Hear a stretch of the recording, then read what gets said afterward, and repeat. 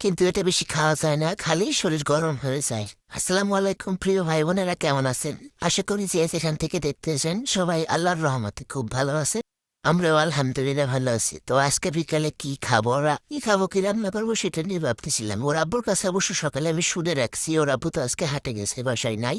সকালে আমি শুনে রাখছি যে কি খাবার রাতে, তো তিনি বলে গেছেন সে শোল মাছ রান্না করতে।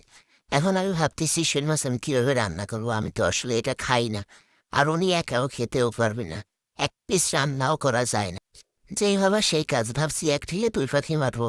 ওর আব্বুর জন্য ভাত বনবো আর আমার জন্য ঝুরি করবো, একসাথে সব কমপ্লিট করবো। তো আমি কাইটটি অর্ধেকটা রাইখে দিছি, ওর আরেকটু রান্না করছি। ওর আব্বু আসলে এই মাছ খুব খেতে চায়, খুব ইচ্ছা করে খাওয়ার, কিন্তু আমি খাই না বলে উনিও সেরকম একটা করে খায় না। আর ফাইন তো মাছের একটা টুকরাও প্লেটে নেবে না। শোল মাছে আছে এমন জিনিস যা মুরগির মাংসেও নেই। শোল মাছে আয়রন আছে প্রচুর, মুরগির চেয়ে বেশি হজম শক্তি করে, ব্রেন সার্ভ করে।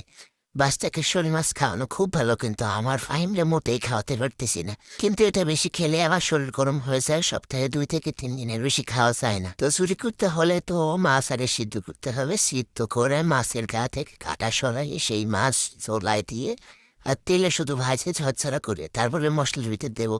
তো আমি ওইভাবে খাবো। আর ওর আব্বুরে আলাম যেটা রাখছি ওইটা ভাইছে বনে তারপরে দেবো। মাছুরির জন্য কিন্তু বেশি করে পেঁয়াজ দিতে হবে। আজকের মতো এই পর্যন্তই। সবাই যে যেখানে আছেন সুস্থ থাকবেন, ভালো থাকবেন। আল্লাহ হাফেজ।